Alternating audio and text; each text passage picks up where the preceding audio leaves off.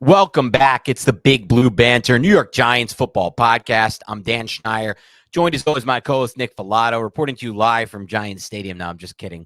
For those of you watching on YouTube, I have to do a green screen today. Been a whole disaster going on. I tried to rework this mic stand. A lot of issues, a lot of frustration. You know, when little things go wrong, Nick, in life, it's got to be the most frustrating thing. Minor inconveniences. There's actually an episode of Curb Your Enthusiasm once. I don't know if you remember this, where he gets sent a package and it's like in one of those plastic wraps that are like sealed. Yeah. It's like the most impossible thing to open. It's just like a scene of like 3 minutes of him trying to open that thing, Larry David. And I thought it was actually like one of his funnier skits. I just remember cracking up the first time I saw that and just dying because I know the exact experience and how damn frustrating it can be. And that's for the people with kids listening to go through that. And now I've effed this whole thing up as far as this mic setup is. So it's working now. This is, you can see it's not great, but you know what? We're going to move on. We got a lot of draft to talk about. So minor inconveniences aside, what's going on, Nick? Nothing. I'm ready to talk about edge rushers, Dan, because I think the edge position is one that we're not discussing in terms of the New York Giants all that much. But if you think about it, the Giants need edge depth. We know what Wink Martindale was able to do from 2018 to 2021 as the defensive coordinator of the Baltimore Ravens. They had a lot of guys that they could cycle through. So I think the Giants are going to look at this position possibly as early as day 2. Unless somebody fell to like day 1, which I don't really envision a Nolan Smith falling that far, but we will go over him on this podcast. I think it's even possible they could take one at 25 or like 28 through 31, whatever, if they trade back.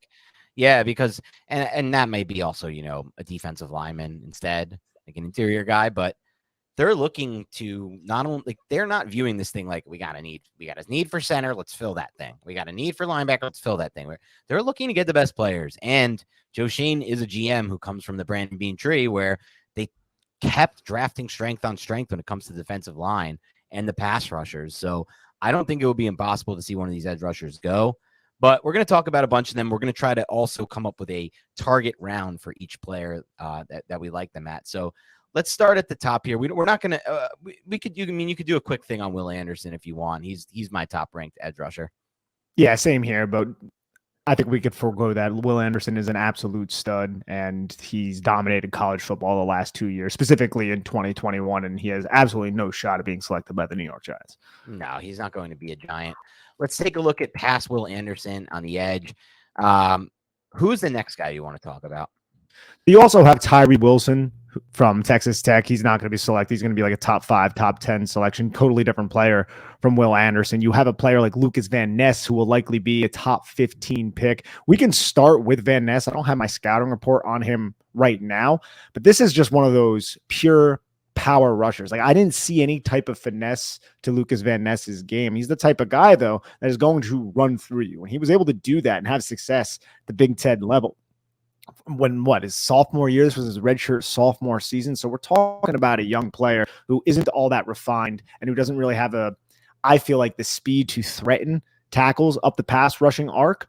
So where do you value that? I think he's going to be like a high floor run defender, somebody that you can insert into your defense. He's not going to let you down, right? I think we talked about him on previous podcasts. We said like a Sam Hubbard, a player like that, who I loved coming out of that draft, coming out of Ohio State. It's just where exactly do you value him, right? Like, do you value that guy as a top 15 pick? And I could hear arguments for yes, for no, for projection, for upside, but I personally like these guys who, like a Nolan Smith, for instance, who can win around the edge and just absolutely strike the fear in the hearts of offensive tackles, because they're going to have to be thinking speed, but they have the power to run through you if they want to. They can convert speed to power. They can work their counter moves to go inside of the B gap. Like, players like that, I'm a little bit more interested in. But Lucas Van Ness, I still think he has a high floor and he'll be a good NFL player, despite the fact that he's not really a high side rushing, successful type of player. Yeah, Van Ness, it's a lot about projection. The NFL is looking at him, and he's got a huge wingspan. He's big, he's strong, he's long. These are all projectable traits, but I think with Hubbard, you compared him to, he might have a career like that. Hubbard was just a lot more productive at Ohio State. The weird thing with Van Ness is he didn't even really like fully play every snap there. He was like subbed in and out. I thought that was odd about his profile. For sure, I know it's Iowa, but it's like, and they do that a lot. That's why it's like he was a sophomore. So he never started because Kirk Ferentz is like 600 years old, and he's like, well, if you're an underclassman, you're not starting. So he never actually still makes him more of a projection for me, though, Nick. Yeah, especially because a lot of what people like about about him are just the physical traits of the length. And like, here's the thing with Van Ness, and this goes for Tyree Wilson too. It's like those types of players to me have to become amazing with their hands and just be like these total beasts with their hands, both from a powerful hand standpoint and from, having a diverse array of moves with your hand usage, and kind of like what we saw from Dexter Lawrence this year during his breakout. His hand usage took a big step. Like Tyree Wilson, I watch him and I think he's kind of like the better version of Van Ness. I don't really love Tyree Wilson though in this class either. I started watching a little of him. I like how powerful his hands are and how fast he gets them up in there. But like, I feel like with him, it's like every pass rush was the same with him. It was all just like the bull rush inside using those hands. And I guess that could probably work at the NFL level to an extent, but like to an extent. And it's like, now we're talking about these dudes as like, at least Tyree is like supposed to be one of the best prospects in this class. To me, this, again, I've said this before, I'll say it again. It's just a super disappointing class at the top. Like Tyree Wilson is not someone I'd be excited about the Giants getting. And we're talking about supposedly one of the best players in this whole class. So those two players to me kind of not similar, but the idea is similar to me. Moving past those two, who would you want to go to as the third? I think it's fair to go Nolan Smith as the third because I think he's probably the guy we're most excited about. Also, I think he's probably, for any team, I'd probably have him number 3. So let's go Nolan Smith for now.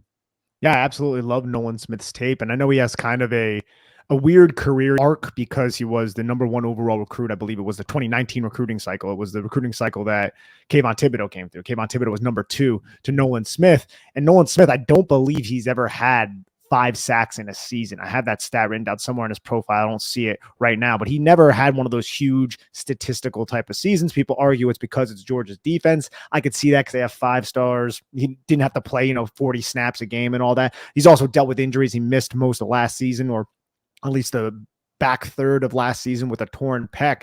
But when he's out there, Dan, Nolan Smith is 238 pounds, not the biggest guy, not the most physically imposing, but I just feel like it's all muscle, right? Like he is just a block of muscle moving out there that is wildly explosive, twitched up, has been to just basically get his upper body parallel to the ground to win high side around the edge, has a variety of different pass rush moves, can convert speed to power, can run through your face.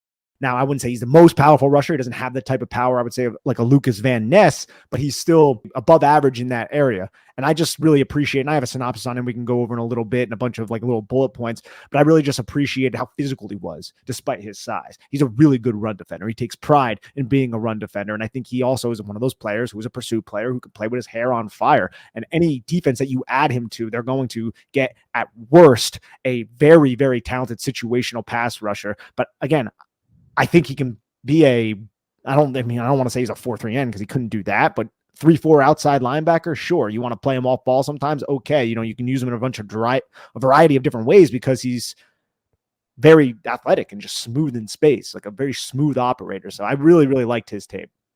Yeah, I loved watching him as well. And when I watch Nolan Smith, the edge bend comes to mind. The power, I feel like he can be also a speed to power kind of rusher as well at the next level. And when I look at Nolan Smith, what I like a lot about him is how you can kind of project him to the next level. This dude ran a 4.39 at 238 pounds. That's absolutely insane at 238 pounds. Kind of gives you an idea of his, you're not going to run 40 yards as an edge rusher at the NFL level. There's no point to that, but it does give you an idea of his speed overall and his speed in pursuit as well as a run defender at the next level. Because one thing, this is not going to be the main thing we're talking about with Smith. One thing I noticed when watching him is how well he plays. And we talked about this a lot with Kayvon Thibodeau last year. Remember how well he plays the zone read game and how well he plays that whole quarterback keeper. Are they going to, are they handing it to him in the mesh point? Is the quarterback taking it? Then what's going to happen? And he does a really good job in those situations. Remind me a lot of watching Kayvon Thibodeau 2022 Giants tape because of how well he played that with just the overall savvy and the smarts and then the athleticism to be able to do it. And he, in my opinion, is a better athlete than Kayvon Thibodeau from what I saw.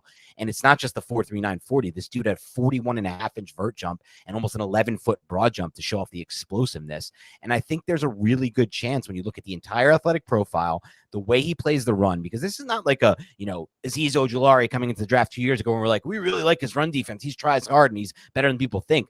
Ojulari was pretty good. This dude ranked number 1 among all edge rushers in run defense last year, according to Pro Football Focus. That was never Azeez Ojulari's calling. He was good, but he was never this level, despite them both being kind of similar size, both a bit undersized at 240 and 6'3", not the longest players, not the biggest players.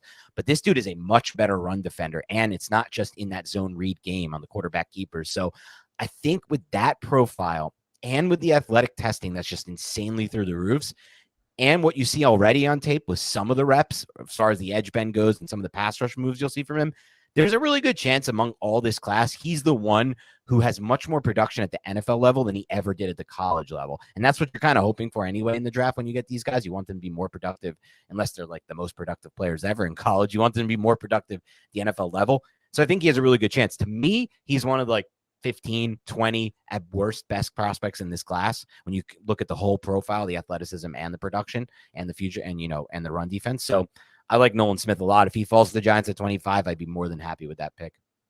Yeah, I can hear arguments for Nolan Smith being the second edge, depending on the defense that you run. That's what it's going to come down to. Because again, man, the guy, his size did not limit him as a run defender. And that's not to say he's not going to be like a base 4-3 end, but the guy can be an outside linebacker if you do run a even front type of defense, if you want to employ him that way and transition him in that way and kind of use him as a rush linebacker. But he's like a perfect fit for like a team like the Giants, who are a base 3-4 type of team. And you can have him as an outside linebacker, play that Azeez Ojulari, Kayvon Thibodeau role. He could be a Sam. He can cover for you. He's physical. He can disrupt the tight ends off the line of scrimmage. I watched a little bit of his tape from 2021. I felt like he did a better job understanding how to use his hands. Because one thing I love about him is he plays with good leverage, right? He fires off the ball low to high, explodes low to high into contact, and then he locks out. And that's one of the reasons why he's a good run defender. He locks out, plays peekaboo, locates where the running back is, and then sheds. He has very violent hands, violent tackler. So the amount of violence and physicality that he plays with in a 238-pound frame with the athletic ability, like rare, elite athletic ability, that's just a recipe for success in a draft that really doesn't have a lot of top-end blue chip type talent. This guy, he's not a blue chipper right now. He doesn't have the production to back it up. He certainly has the pedigree, but I think in like 2 years, if he stays healthy, we'll be talking like, man, I can't believe he fell to pick 15 or pick 20 or wherever he falls to. I feel the same way as you in that regard. And I don't feel that way about a lot of the prospects in this class. And I'll say one more thing about him. We talked a lot about Drew Sanders and how we like that fit with the Giants because he can line up on the edge and he can either blitz or he can drop in coverage and it gives Wink exactly what he wants.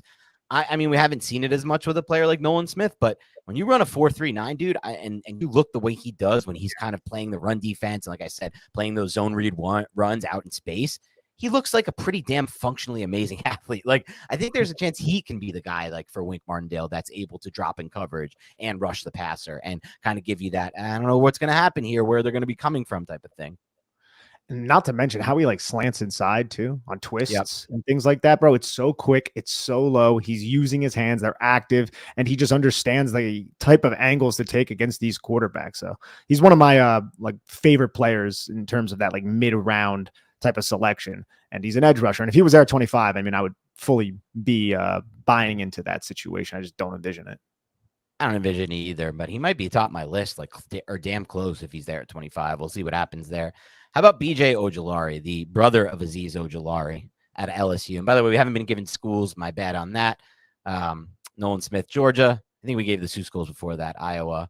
And we talked about Will Anderson from Alabama and Van Ness from Iowa, as well as Tyree Wilson. So now with BJ Ojulari at LSU, what are your thoughts on him?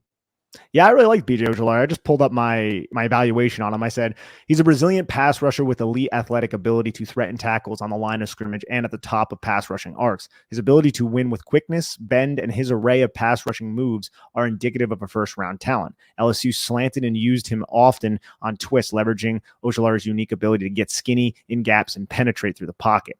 However, his play strength when anchoring on the edge, that has to improve. He relied on his rare quickness to avoid blockers most of the time. I feel like that's more so how he plays, is just, I'm going to try to dip around you. And when you do that, you kind of give up, your gap responsibilities at times, and smart offensive linemen will just be able to uncork you from your responsibility, leading to these big runs. So the physicality is one issue that I do have with BJ Ojulari, but his short area quickness and pass rushing upside, they're elite, and he could thrive as a pass rusher, a designated pass rusher early on in his career.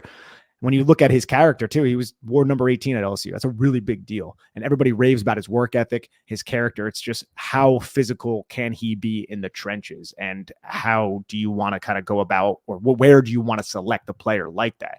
I would imagine it's going to be similar to Azeez Ojulari. He'll probably be selected maybe a little bit before pick 50 in this specific draft class. But man, he is explosive and he is very fun in pursuit, even though he didn't test all that well. Yeah, I think he is a good pursuit player. And I think there is a chance he can become like a 3-down player, but I think it's a little bit more risky at the NFL level, given what you said. There's not a lot of power in his profile, and the run defense at the NFL level, I think, is going to be a lot harder for him. Even though I didn't think he was that great I mean, he was okay. He was good for his size, I think, but I just don't feel like when I was watching him, I saw him do a really good job of like stacking and shedding, and also just kind of like pushing back with like just with pure power tackles. So we'll see what happens there. And I think overall, he's kind of just like set for the role of being like a 3-4 edge, playing on the outside, a wide 9 type of player, which is good because I do think on the positive side, there's a really potential for a really, really good pass rusher here, despite the fact that he didn't really test well from the explosive standpoint. The things that stood out to me is he has all this really good film rushing the passer, and it has a wide array of moves, like you talked about. Although all the Ojularis use a good array of moves. Also, he has the production, 17 sacks over the last 2 seasons, over 100 pressures. That's all there.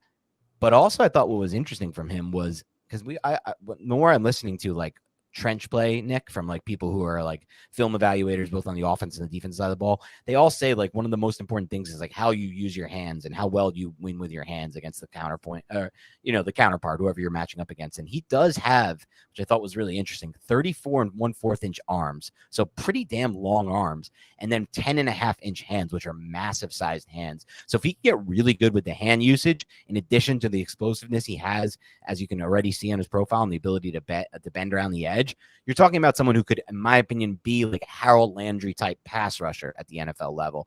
Now, is that a complete player? I don't know. We'll see what happens with the run game stuff. And if he can set the edge, we've already seen like with his brother, it's not the greatest thing. It's not the greatest aspect of Aziz's game. But as far as BJ's game goes, there's a chance, I think, for him to be a better pass rusher than his brother because he's longer and because he has bigger hands. And I think he's just like overall potentially has a better pass rush profile. Yeah, I would say Azeez Ojulari in college was much more physical than BJ is, yes. which is somewhat of an issue, right? Because we've seen Azeez struggle, as you pointed out. But I'll say this, and the first descriptive word I used for BJ Ojulari was resilient as a pass rusher. He's so much more resilient because Azeez, I would contend one thing that you said. I don't think he had the array of pass rushing moves that BJ has coming out of LSU. I think Azeez coming out of Georgia, he was a big cross chop, win high side, flatten, get to the quarterback. I've seen BJ do that too. BJ has that move. BJ has a lot of other moves. BJ gets to his counter. BJ has a pass rushing plan, which is something that not a lot of rushers have. Like guys like Lucas Van Ness and a lot of these guys, they're just like running into the tackle and being like, okay, let's see what I can do. I'm a bull in China shop. I'm going to try to outstrength you. BJ is going to try to out athlete you, but also outthink you. He is going to set up his pass rushing moves. And you see it, dude. You see it. Oh, it's 1st and 10. Oh, they're throwing. Okay, I'm going to give this move. I'm going to give this move. All right, next drive comes around. He gives that move. On the 3rd drive, he sets that move up, and then he counters off of it and fakes it and gets the tackle to think he's doing something that he's not. So there's a lot of intelligence to how BJ Ojulari rushes the passer, and that's something that I feel like pops on his film, and I really appreciate it. Because if you care about your craft and you could stay healthy, I think on those money downs, man, you can come in, you can have one of the most impactful roles on that defense. It all comes down to, though, as we said, though, how physical can you be in the trenches? Can you hold up at the point of attack? And can the Giants afford bringing on another player who might not be able to handle that responsibility? Yeah, and that's fair too, because he definitely has a wider array of pass rush moves than Azeez had. And I just think with overall, he has a chance to be a better pass rusher. Now, what do you make of that for the next level? That's my question for you, because I don't think this is a player who's going to slide to 57. But then again, Azeez himself slid much further than people expected. So let's say at 25, is this a player you would want first? Then I'll ask you about at 57.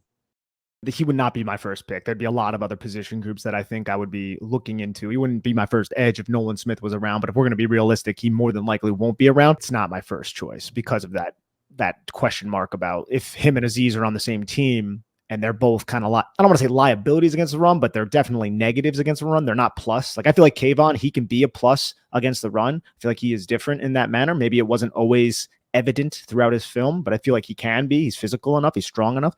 The Ojulari is not quite yet. Azeez, hopefully he can develop into it, and you can maybe excuse the fact that he was hurt all season as a reason why he never really developed that. Sure. But we know what his game is. His game is I'm going to just use my explosiveness to win. Yeah, I don't think it's going to be a target for me at 25, BJ Ojulari, just because I like it. I like the upside as a pass rusher, but I just worry about like what kind of player are we getting here? Are we getting a 3-down player here if we're taking him at 25 overall? And I think that's a projection at best. And I feel like there's a good chance that he's just like a situational pass rusher at the NFL level, a really good one potentially. But that's when you kind of get into discussion of like, how much is that worth? Especially on a team that already just made 2 big investments there. I don't know. It's interesting to think about from that standpoint. And that's like the same thing with the next guy we're going to talk about. Yeah. Will McDonald out of Iowa State. I believe it's the next guy that Dan was referencing. This is 6'4", 239-pound rusher, similar size to BJ Ojulari, a little bit taller, a little bit longer, almost 35-inch arms, which I absolutely love. And when you evaluate a player like Will McDonald, he went down to the Senior Bowl and he looked really good in his one-on-one reps.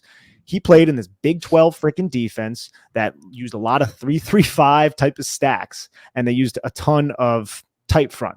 So he was in a lot of 4 technique alignments, a lot of 4 eyes, a lot of 5 technique, meaning he didn't necessarily have the opportunity like some of these other edge rushers to pin his ears back from a wide 9 from advantageous angles to get after the quarterback. He did sometimes on like 3rd and long situations, but his role in that defense is not the role that he is going to be playing with, at least hopefully not, at the NFL level. He's going to be much more in that 3-4 outside linebacker if you want to associate it to Wink Martindale's defense.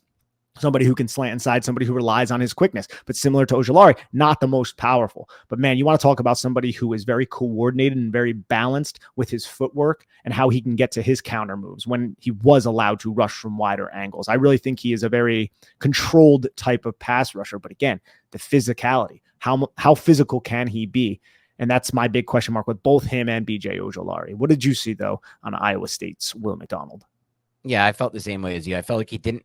The problem is, like you said, he's in that 3-3-5. So there are a lot of times he's lined up as a 4-eye, which is not going to be advantageous for him if you're just like looking at the film and being like, oh, this is a guy who's not doing much from this position, because he needs to be, like you said, a wide 9 or like what the Giants have, like something where you're rushing from a wide alignment pre-snap, because that's taking advantage of what he does best, which is, pass rush up the arc and bend the edge. That's the type of pass rusher this guy is. It's like, I loved Harold Landry coming out of BC, and I don't know if that's considered right or not at this point. He kind of broke out for the Titans, and then he got injured. But even when he broke out, I was reading a lot from people who cover the Titans. Like, he was still a liability in the run game. He was kind of annoying in that regard to have on the field from that matter. So it's like these types of guys, like the McDonalds and the Ojularis, I don't know if that's exactly what I'm looking for at this point from an edge. Especially with Aziz already on the roster. And I kind of agree with you on Thibodeau, but I almost want like more of like a Jihad Ward-esque better, a Jihad Ward who can rush the passer on this defense more so than like these Harold Landry types. And McDonald, to me, I think there's like, people can see it flashes a little bit on tape. Like, I feel like you can see that there's more of a traits-based projection with him versus Ojulari as a pass rusher versus like Ojulari, who, like you said, already has a wide array of pass rush moves, has a pass rush plan, has counters to his game. I almost feel like with McDonald, it's more of just people liking the burst off the edge, the bend, and that's fine. Like, I think there's value to that. Counter moves too. It's the counter moves. I mean, like, he has a wicked spin move. And so did Harold Landry's was unreal coming out of these. That was like, I love Harold Landry coming out of Boston College. Yeah. Me too. And I don't even know if that's considered a win though at this point. Like, I just don't know anymore with those types of edges. But he got to a second. He got to a second contract. He got a right? big second contract, and then he got hurt. So I think, it's tough to say. It's probably still considered a win. And so but the other thing is, like, I don't really feel like either of these guys were as good as Harold Landry, though. You know what I'm saying? Like, I'm using that as a comp, as like maybe a ceiling type case. But now you're talking about there's also the floor mixed in, where these guys just end up as like situational pass rushers, don't always get home, and their liabilities against the run game. I'm trying to look it up right now. I believe Harold Landry, though, was heavier. I think he was like 250 pounds, if I'm not mistaken. These guys are 239. So they're smaller outside linebacker, 3-4 outside linebackers, if you want to designate them that. But the one thing I will say about Will McDonald, too, man, is he does have long arms as well. He has long arms, and he has that sudden, twitchy type of burst off the line of scrimmage. And that's going to appeal to teams. Yep. Like the Boye Mafes of the world. Like Boye Mafe coming out of Minnesota last year, he wasn't a refined pass rusher, right? But he was just an incredible athlete. And the Seahawks were like, okay, we'll take you at the top of day 2. And that's exactly where he went. And I feel like BJ Ojulari and Will McDonald both kind of fall into that bucket. Mafe, I feel like he was a little bit thicker. I don't have his measurables. I think he was a little bit thicker than these two. These guys are both narrow. Like it look like they have those types of frames where you can just add weight on. They're both very skinny. BJ Ojulari is a pretty damn skinny guy. Will McDonald skinny. They're going to be those finesse pass rushers. And if you're looking for a finesse pass rusher on day 2, I feel like they're really good in that aspect, but they might be limited in other aspects that are very, very important to winning football games. Yeah, I think that's a great point there. So we'll see what happens there. Let's move on to the next player, Myles Murphy out of Clemson. This is a player I like a lot. The more I watch, especially if you go back, and someone told me to look at his 2021 tape because he was playing hurt 2022, which I also just love when these guys play hurt, despite knowing, like, they have NFL contracts on the line, their draft stock. There's a lot of reasons for them to sit out, but obviously to play for your team and help your team try to make a run. Despite, everyone kind of talking about how his production fell off and he just in general wasn't as good in 2022, he still had a lot of production overall during his Clemson career, and he played a lot of games. He had 96 pressures total, 20 sacks despite playing injured in 2022, 37 tackles for loss, 38 games played, and I think it was 38 straight before opting out during the final bowl game. And I just watch him, and I feel like there's a lot of potential here. 6'4", 268, 33, almost 34-inch arms. The hands are small, which could be a problem for hand usage, and I think he's still super raw as a pass rusher. He needs to get better. But when you're 6'4", 268, and you have the kind of juice that he has, in my opinion, rushing up the arc, and the size and the potential to, I don't know, work on your craft, let's say, at the next level, like, you get behind it, you get with a good coach, and he's going to teach you your pass rushing moves. He's going to give you a pass rushing plan. We said a lot about that, about like Kayvon Thibodeau and other players the Giants have made moves on. But it can happen. Like, you can get to the next level with all these tools and just get under the right coach and get the right guy.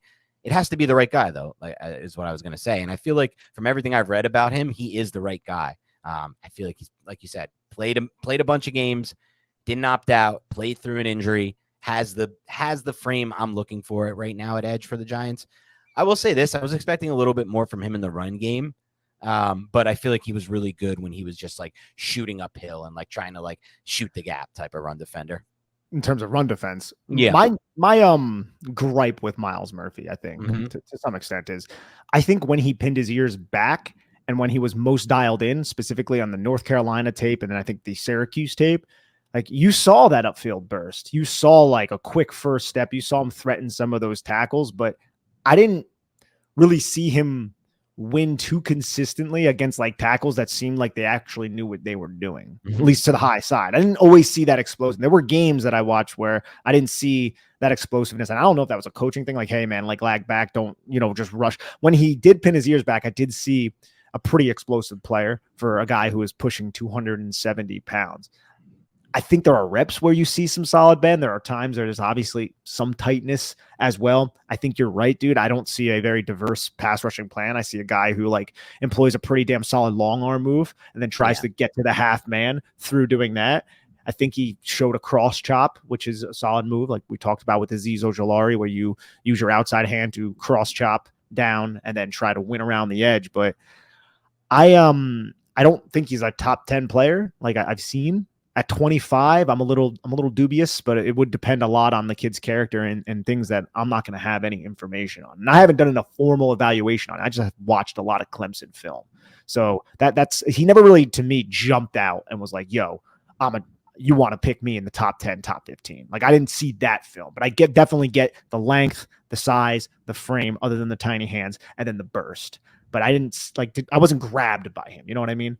No, I feel that. I understand that. I think the part that grabbed me about him was just what you said, the thing he does well, which is like win that half man and try to get, at 260 to be able to have a little bit of just gumbiness in him that I feel like he has. That's the word I'm trying to use for like the bendiness, but it's not like the lower bend. It's just like everything, just the way he can bend at that size to me is just very intriguing. I also agree he's not like a top 10, top 15 guy. At 25, I'm intrigued by him, but I even said here, like saying we were going to go over target ranges. For me, it was like round 1 question mark, but round 2 for sure. If he was going to fall there, I don't think anybody at 6'6" or 6'5", 6'4", 268 is going to. The way he moves, he's probably not going to fall. It's just there's not many guys in this draft who have even that kind of movement skills at that size. But I will say this, as far as like, you're talking about potentially finding like a top 10, top 15 overall player at 25 that just falls based on position. I liked his teammate a lot better than him. We're not going to go over him on this podcast because we're talking about edges more, but I felt like his teammate was a much better player. You talk about Brian Bresee? Yes. Yeah, Brian Bresee is, we're not going to talk. We'll get into him on the interior defensive line one. It's just, there's a lot of projection there too. A lot of projection, but he's got that Chris Jones type body type. Now I'm just in on the Chris Jones body type guys. Yeah, there's a lot of projection around pick 25. And I mean, that's the draft, right? Like that's every draft. But I do feel like this draft, and we've talked on the previous podcast about outliers, there's just a lot more question marks where the Giants are picking this year. But yeah, Miles Murphy, I mean, some teams probably going to just fall in love with that baseline traits that he does have to offer and believe that they can coach him up and get him out there.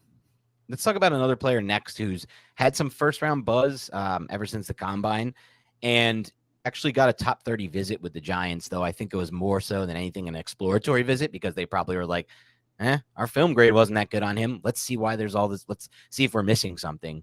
And I am more along the lines here, Nick, of they're not missing anything.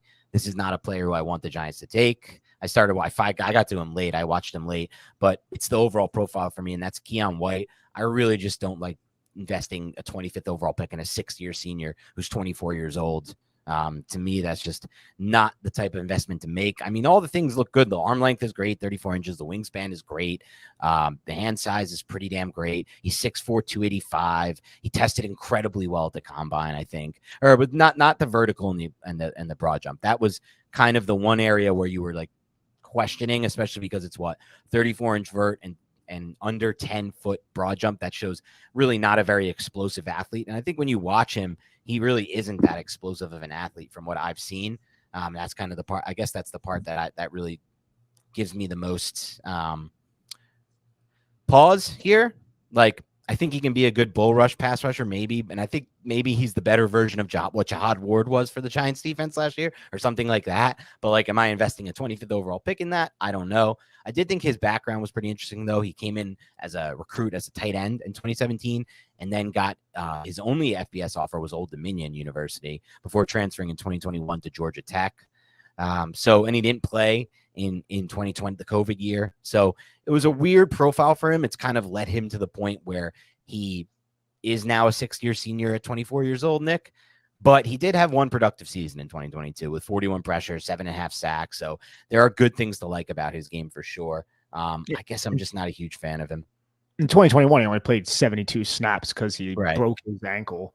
So he broke his ankle playing basketball, I believe, in like the summer. So he didn't return until late in the season. So you really only have 1 year of top production at Georgia Tech. And Old Dominion, he played in 2019, didn't play at all in 2020. So it's an awkward evaluation. And what I wrote down after watching his tape, and I'm not necessarily in love with the idea of this guy at 25 either, but he has rare blend of size, length, athletic ability. I felt like he had quick hands that he engaged, and when he anticipated the snap well, he was able to kind of get some tackles kind of on their skates a little bit. And I felt like he did a good job using that long arm with a low leverage, with the heavy hands to use power to try and win these reps. But this is at the collegiate level. I didn't see somebody who was an overly nuanced type of pass rusher. I just think with his size and his burst, I think this is a player who is going to be high floor, but I don't know what the ceiling is for him. Just because he's big, he's not going to get he's going to be fine against the run in terms of you want him to be an even front defensive end. If you wanted him to be the Jahad Ward, he's going to be fine against the run. He can operate in space, I would say, similar to Jahad Ward, maybe a little bit more fluid than a player like that because he's younger. So he can be an upgrade in that. In that area, but do you want to invest the 25th pick into that player? I feel like there are other players who can fulfill the Jahad Ward role. Maybe they could be entertained at 25, but they offer more upside than a player like Keon White. So that's kind of why I'm not in love with the idea of the Giants selecting him at 25. And you always talk about how some of these prospects you watch and you feel like they need a little bit of WD-40 in their hips. I just felt like with Keon White, there was a need for WD-40 with him versus some of these other pass rushers that I'm watching. I felt definitely more twitchier to me.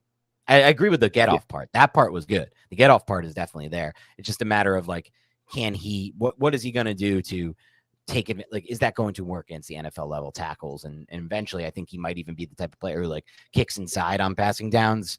So is that going to work against guards? Maybe that's where he can even be a better pass rusher.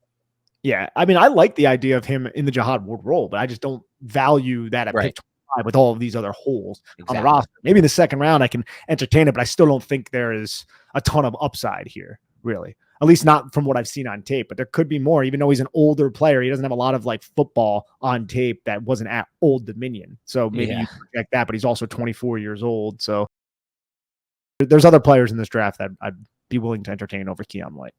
Next player on this list is Derek Hall out of Auburn.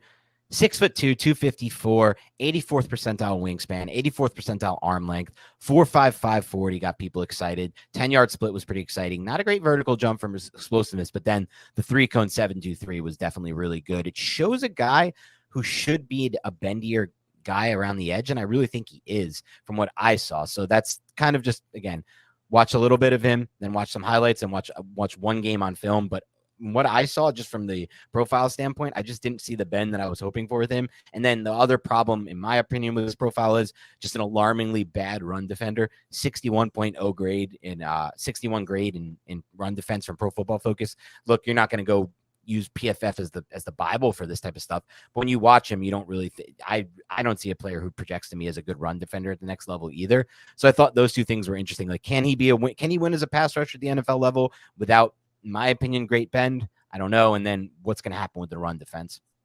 He's a little stiff, I would say. I like Derek Hall, though, man. This is somebody who just shot out of a cannon, has a freaking beautiful long arm move, can convert speed to power because he does have a quick first step, but he is very powerful, like just heavy-handed at the point of contact. And if you watch him, I think it was the Alabama game, man, he had a bunch of pressures just kind of using the long arm and just exploding into the tackle and just jumping that tackle back towards Bryce Young. Like, surprising amount of bounce to this player.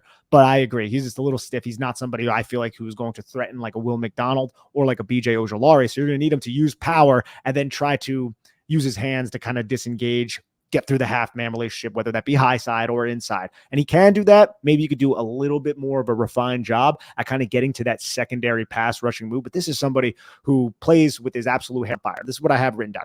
Very smart kid who was 23 weeks premature. And Dan, as someone who was 8 weeks premature, yet I was still a fat 6 pounds kid, I really kind of enjoyed reading that little nugget about Derek Hall. But anyways, I hate that he wore the number 29 from an aesthetic perspective. I think that did not do him any services whatsoever, but I really kind of liked him. I thought he was a very fun player. He's a speed to power rusher who aggressively puts offensive tackles on skates like their Brian Boitano, as I brought up. This is something that I saw throughout his 22 Alabama tape.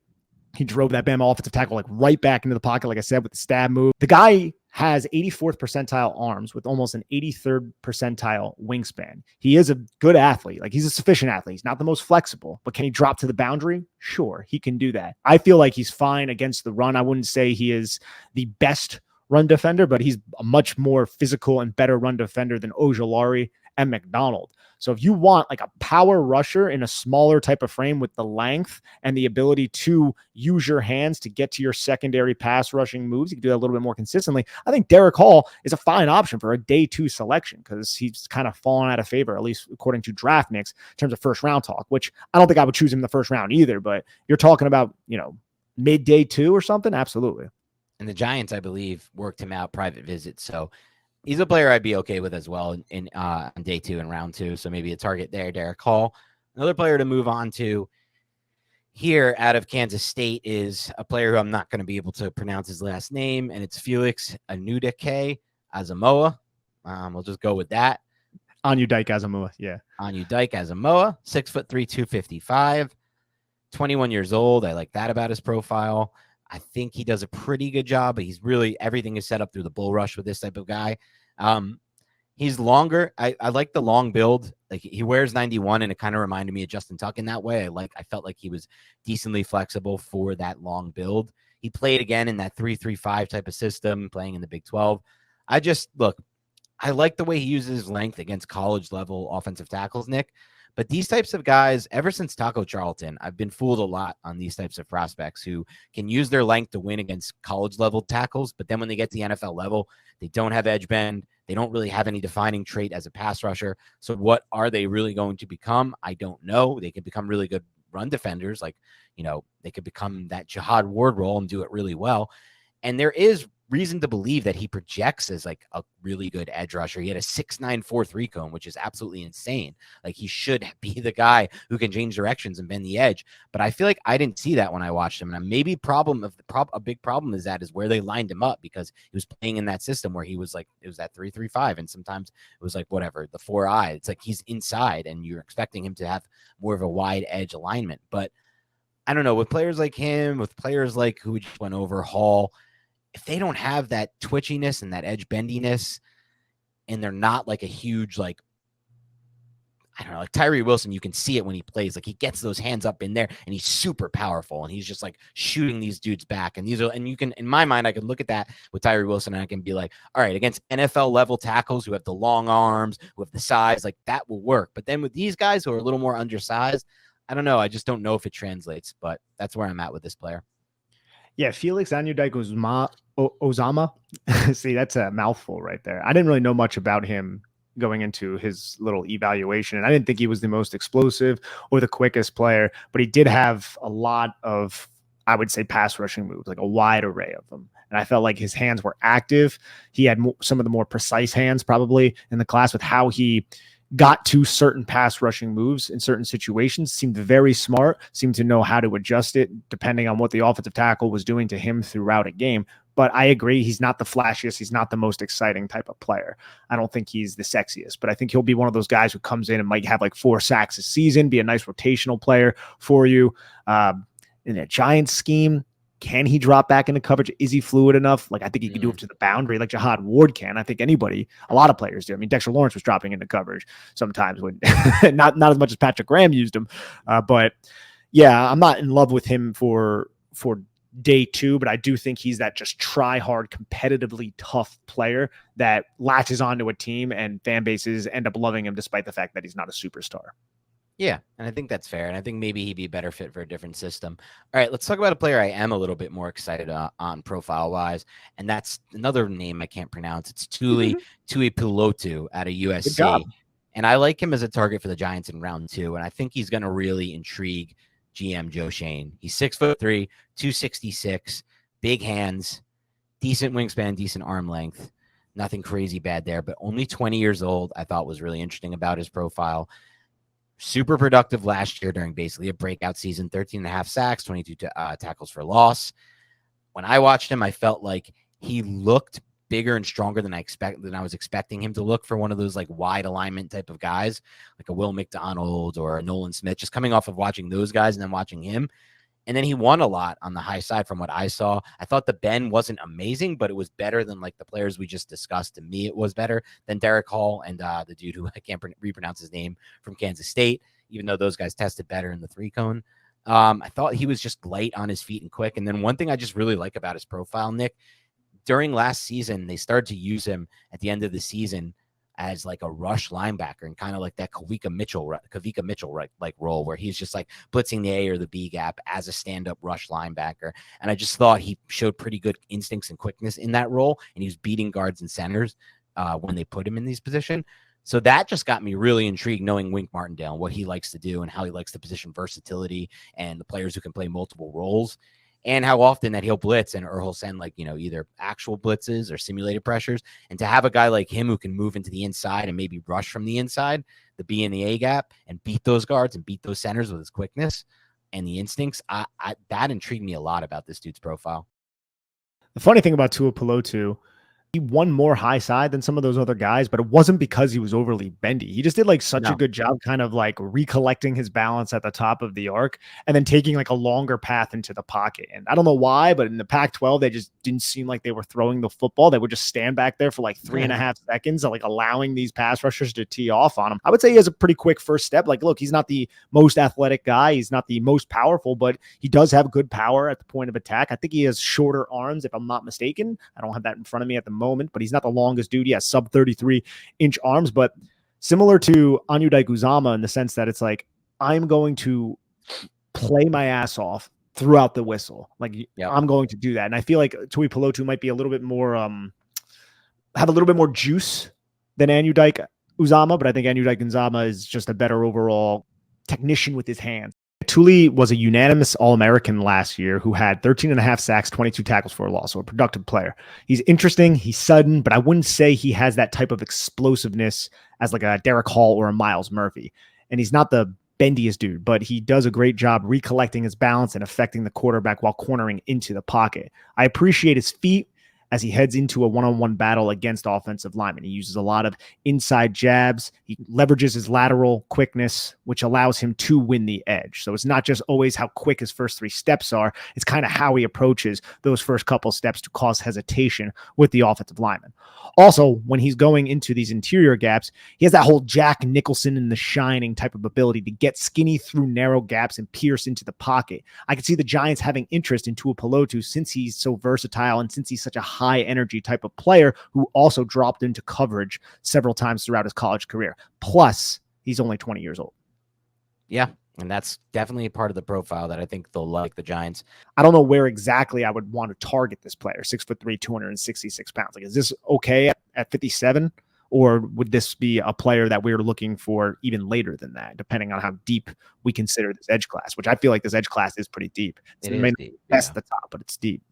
Yeah, I think you're right about it. It's deeper than we've had normally. So that could impact where the Giants want to take one. But I actually wouldn't be fine with him in round 2. And I could see the Giants. I could see this being a player the Giants are interested in out of this edge class, just based on the profile, the age, the ability to do multiple things, drop in coverage, play that rush linebacker position. Just seems like the type of guy that they would invest in. And we'll see if they are actually interested. Let's talk about a player who you recently did a profile on. It's Yaya Diaby, the edge out of Louisville, 6'3", 263, senior, older prospect. Really made some buzz at the Senior Bowl and the Combine. They've kind of helped him get to where he is now.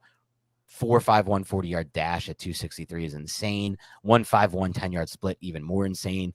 Vert and broad jumps, very, very, very explosive. But 23-year-old prospect who played a lot of 4-tech for the Louisville defense. So he's, again, based on that, a little bit more of a projection. I don't exactly know where he's going to play at the NFL level position-wise, but despite the age, I feel like when you test that well at the Combine and you're at that size, just like I said with Myles Murphy, like there are just not too many guys, and he's not like as long as a Myles Murphy. He's only 6'3", and his wingspan, the wingspan's pretty good though. Looks like percentile wise. So yeah, what do you make of Diaby? Yeah, heavy-handed. He's an older prospect with a unique path to the NFL, but his appearance at the Senior Bowl and Combine have assisted his journey into being talked about as a day 2 pick. Diaby is a quick, penetrating edge who aligned primarily as a 4 technique for Louisville's defense. He is quick to sift and navigate through traffic on twists and when he is slanting to penetrate, which he does a good job doing. His heavy hands can stun offensive linemen, but he lacks a refined pass rushing plan or an ability to string the moves together. There's some rawness to his game. Still, his size, length, athletic profile, and ability to kick inside like he did in college will entice NFL teams. Even though he will be 24 soon, it's easy to see why and how his best football is still ahead of him after a very impressive senior season at Louisville. We'll wrap up with one more player here, Nick Herbig out of Wisconsin, who some people think will have to eventually move to inside linebacker. I think his profile is really interesting to me. I mean, Herbig is a player who was, you knew when he stepped onto the field, Wisconsin, he played really early in his career there, that he was going to be one of their better pass rushers. And I feel like he's one of those guys that's better on tape than his testing shows. But I don't know if that's just because I'm a huge Wisconsin fan. I don't know if he can eventually move to linebacker full time, but I know that he has a skill set that Wink Martindale will like that Drew Sanders type. You can rush the passer or you can drop in coverage type of profile. And because of that, I think he'll have some interest to the Giants. And I just feel like when you watch him play, he does all those little things right as a pass rusher, like getting skinny through areas he needs to get skinny through, winning with his hands, having more explosiveness than you would expect for a player like that, as far as in the pass rushing game. So I think there is potentially a fit here for him for the Giants at 89 overall. And that's where I would look to target him.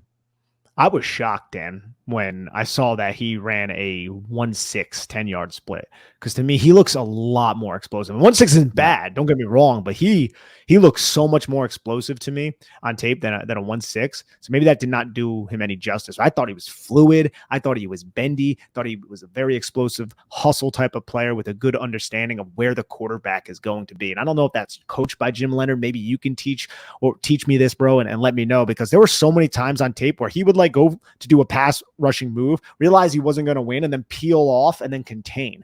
And the quarterback had pressure in his face, so he would spin out to a place where he didn't think anybody was, and Herbig was right there waiting for him. Like that's very high. A big part of the coaching. That's a big part of the coaching. They were doing that throughout his entire tenure, Leonard. That was I like that observation, because that's always what you would notice watching Wisconsin. They always had someone containing.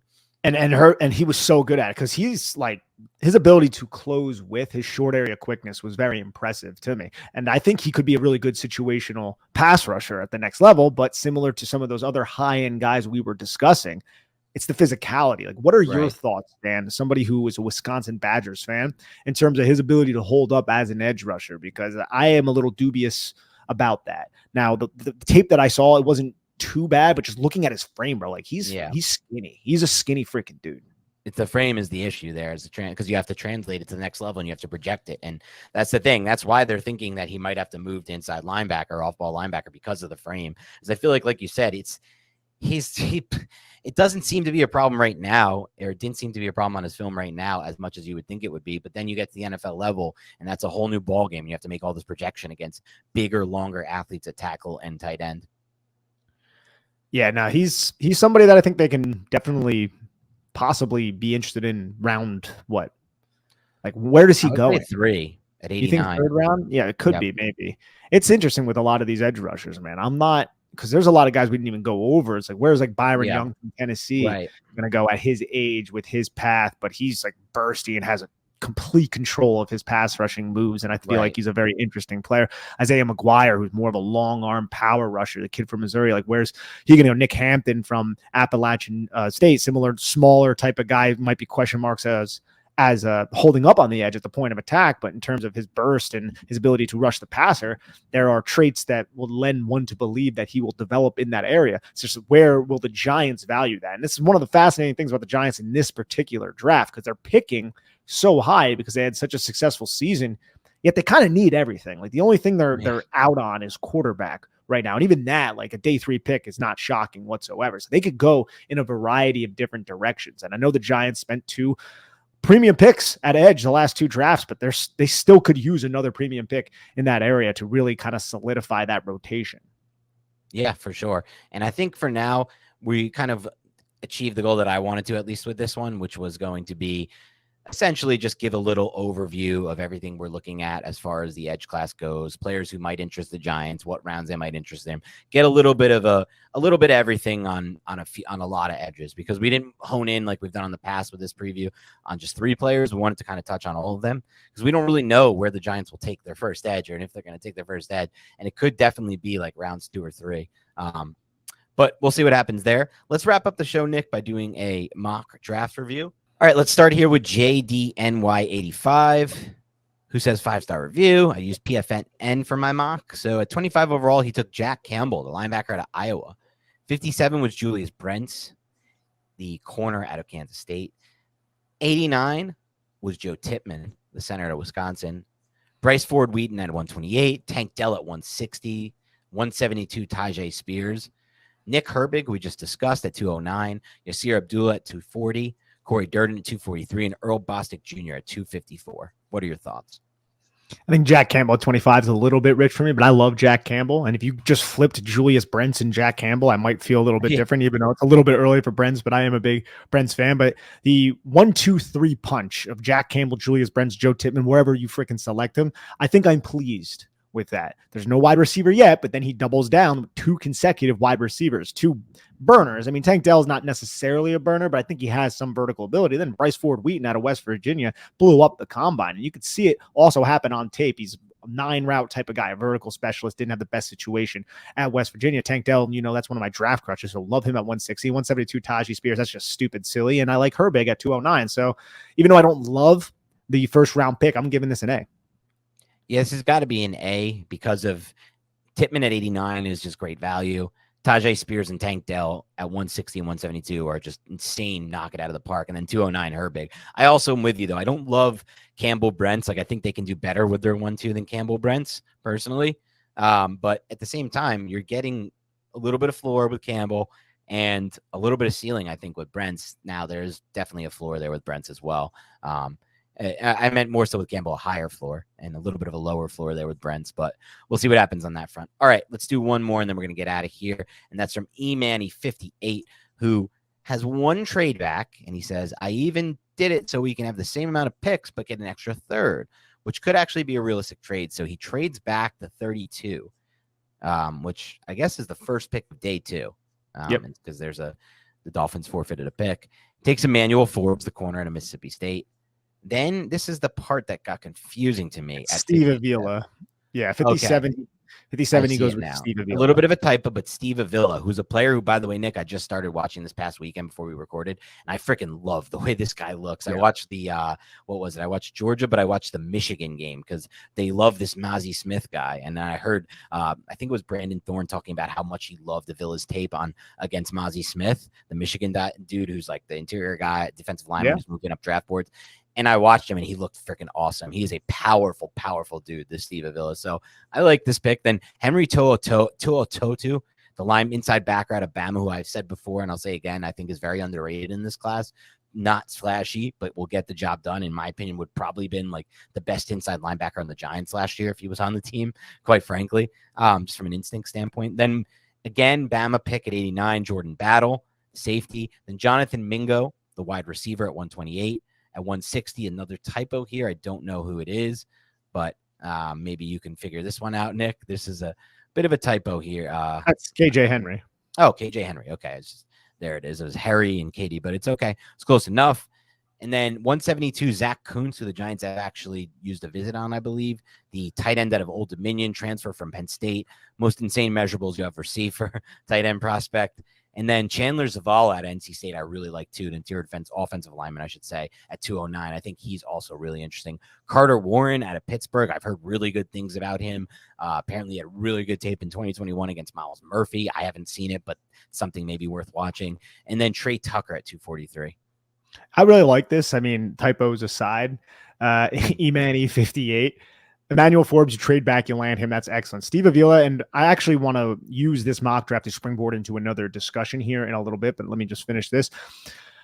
About Steve Avila, I love that player. I'm wondering if he is the type of offensive lineman that the Giants are looking for. I'm not saying that he's not, but the Giants have seemed like everybody that they brought in have been light-footed move type of players, whereas Steve Avila is much more of like, I'm a powerful guy and I will destroy people on duo, but I'm not the most flexible in terms of moving in space. But maybe we could touch on that a little bit.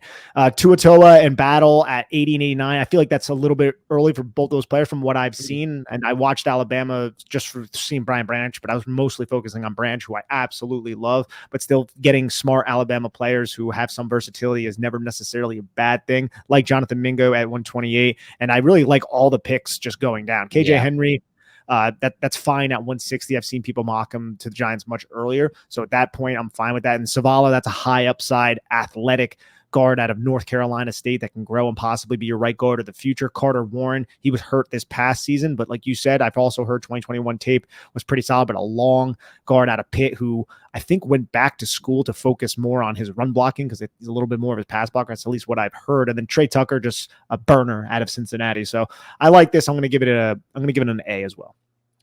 I'm going to give this one a B plus. I'm warming up more and more, Nick, as we get closer to Emmanuel Forbes. You're very high on him. And look, there are some issues. Like I heard yesterday on a podcast that he would be the lightest corner to ever go in the first round. And he would be the lightest corner just drafted since like 2003, I think it was, or 2002, which is just scary to me. Like when you hear those types of things. But I think the reason I'm warming up more and more to him is like, there is something no one's really talking about his game, and it's that he ran a 4.36. So it's like, and you could see it on the film. The speed is freaking there, and it's obvious. It's tested, and it shows on the film. And to me, when I think about the corner position overall, I feel like more than anything else, 40-yard dash matters there more than anything. And not just 40-yard dash, but like legit actual speed, like not just the testing speed, but what you see matters there more than any other position because you need to be able to recover there at that position. And you're always backpedaling the start. Like it's an advantageous position for the receiver in that matchup every single time. The corner is on his heels. So to me, the speed profile there really helps him become somebody I'm more interested in, especially at 32. So I like that. And Avila, I'm with you. I'm a little just intrigued by if they would draft a player like that because, like you said, they're looking for guys more who have light feet, nimble, can get out in space and move. Toto, is how you say it? Tootu? Guy. Toa. Okay, Toa. I like. Might be wrong too. Yeah, who knows with that? But you never know with these guys. We're watching films. Not like the announcers are saying their names throughout the film. But and I wasn't. I mean, we watched Bama, but I guess we just didn't hear his name. But anyway, he's somebody I like a little bit more than you. I don't like. Okay, Mingo is a guy who's rising up draft board. I don't really see it the way other people do with Mingo. We can get into that discussion on a wide receiver podcast, Nick. But at 128, obviously, like I'm fine with that. That's a great value at 128. But like I've seen people talking about him as like sneaking into day one or like early day two. I don't really see it as much with him as other people do. Rest of the draft, though, I freaking love. I mean, Zavala, Warren to help out the interior and the exterior offensive line. Dak Kuntz, gamble on traits at 172, fine by me. Like you said, Tucker's a burner, gamble on traits at 243, fine by me. So overall, because I don't really love the beginning part of this draft that much, I'm going to give it a B+, even though I like how it finalized. One thing about Steve Avila, too. Yeah, he played left guard in 2022, but this guy has played over 1,000 snaps at center at the collegiate level, has also played right tackle, and has played right guard. This guy has started at 4 separate positions along the offensive line. So you're talking about versatility. And he might not be the most fleet of foot, but he's a pretty damn good athlete for 6'2", 330 something pounds. Right. And I was just like putting that out there because I do think it's fun to look at guys like him and Osiris Torrance and players who are more physically based, maybe better for a duo type of blocking scheme, a more vertical displaced type of blocking scheme. If the Giants will be interested, the Giants do run those concepts, but the Giants also want to kick you out into space. And we've seen from Mark Lewinsky, who they added in free agency, to Josh Zudu, they're more, I would say, fleet of foot. And even a Marcus McKethan, he might be more of the Steve Avila prototype, but that was a late day 2 or day 3 pick. So I am a little curious. I'm not saying they wouldn't, but I do think that question is at least fair to ask. Yeah, that's a good question. We'll talk about that more when we talk offensive line. That's all we have for today on the Edge preview here at Big Blue Banter. Keep it locked and loaded. Remember, if you want to get your mock draft read and graded, post it in the iTunes reviews. Leave a rating, 5 stars. Post your mock in the review. Write anything else you want to if you want to. But outside of that, have a great rest of your week, and we'll talk to you soon.